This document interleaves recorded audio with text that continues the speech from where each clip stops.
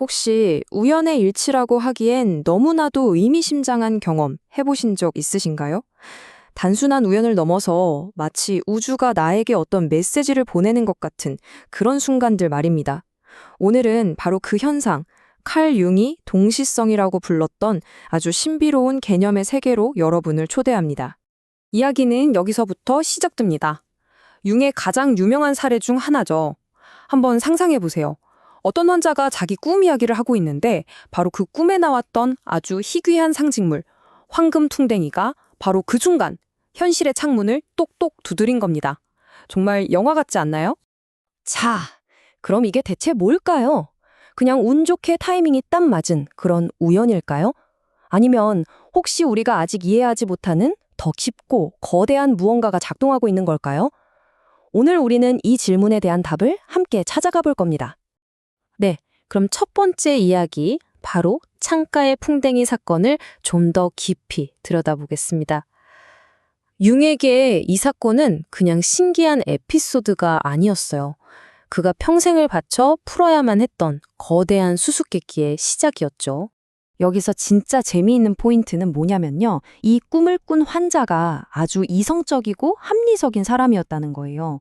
그런데 자기 눈앞에서 도저히 이성적으로는 설명이 안 되는 일이 벌어진 거죠. 바로 이 비합리적인 사건이 역설적으로 그녀의 꽉 막혔던 치료에 결정적인 돌파구를 열어주는 열쇠가 되었습니다. 자, 그럼 이제 융이 지적했던 핵심 문제로 넘어가 보죠.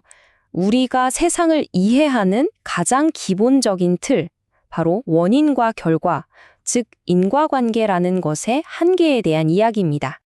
여기 표를 보시면 그 차이가 확 와닿으실 거예요. 인과성이라는 건 A 때문에 B가 일어난다는 우리가 예측할 수 있는 사슬 같은 거잖아요. 그런데 동시성은 완전히 달라요. 원인과 결과가 없어요. 그냥 전혀 상관없어 보이는 두 사건이 오직 의미라는 끈 하나로 동시에 딱 나타나는 거죠. 예측도 불가능하고요. 이런 융의 생각에 영향을 준 사람이 바로 쇼펜하우어인데요. 쇼펜하우어는 아주 재미있는 비유를 했어요. 지구본을 한번 떠올려 보세요. 인과관계가 마치 북극에서 남극으로 쭉쭉 이어지는 경선이라면 동시성은 특정 순간에 이 모든 경선을 싹 가로지르는 하나의 위선 같다는 거예요. 그러니까 서로 다른 시간의 흐름들이 한 지점에서 의미 있는 무늬를 만들면서 만다는 거죠. 여기서 오해하면 안 되는 게 융이 인과관계는 틀렸다라고 말한 게 절대 아니에요. 융은 인과성이 통계적인 진실이라고 봤어요. 그러니까 보통의 반복되는 일들을 설명하는 데는 아주 훌륭한 도구지만 딱 한 번 일어나는 아주 독특하고 의미 있는 우연은 설명하지 못한다는 거죠. 그 빈틈을 메우는 새로운 원리가 필요하다고 본 겁니다.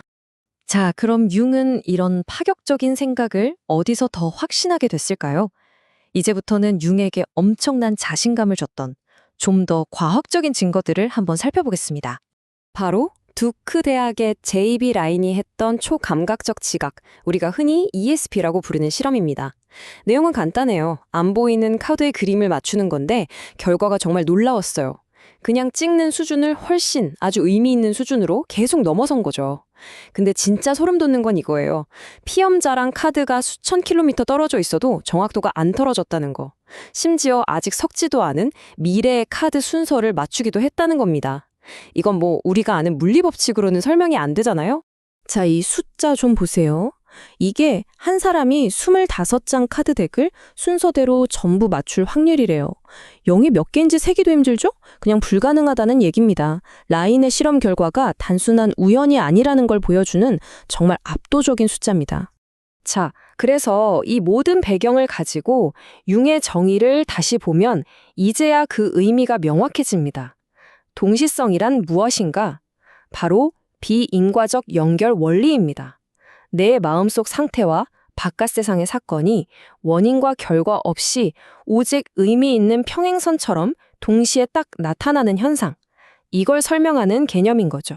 좋아요. 그럼 이런 이상한 일들이 대체 어떻게 일어날 수 있는 걸까요? 융이 제시한 작동 원리, 그 청사진을 한번 들여다보겠습니다. 융은 이걸 3단계로 설명해요.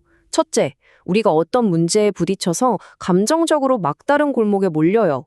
이성적으로는 도저히 답이 안 나오는 상황이죠. 둘째, 바로 이 절박한 상태가 우리 무의식 깊은 곳에 잠들어 있던 인류 공통의 패턴, 원형을 깨웁니다. 그리고 마지막 셋째, 이 깨어난 원형이 바깥 세상에 영향을 미쳐서 내면의 상황을 그대로 비추는 듯한 사건을 만들어낸다는 겁니다. 이 사례를 보면 더 이해하기 쉬울 거예요. 융에 어떤 환자가 있었는데 이 사람의 아내는 자기 어머니와 할머니가 돌아가실 때마다 창가에 새들이 모여드는 걸 봤대요. 그리고 세월이 흘러 자기 남편이 죽음을 앞두고 있을 때 또다시 엄청난 새떼가 집에 날아와 앉은 거죠. 그녀는 바로 직감했어요. 아, 때가 왔구나.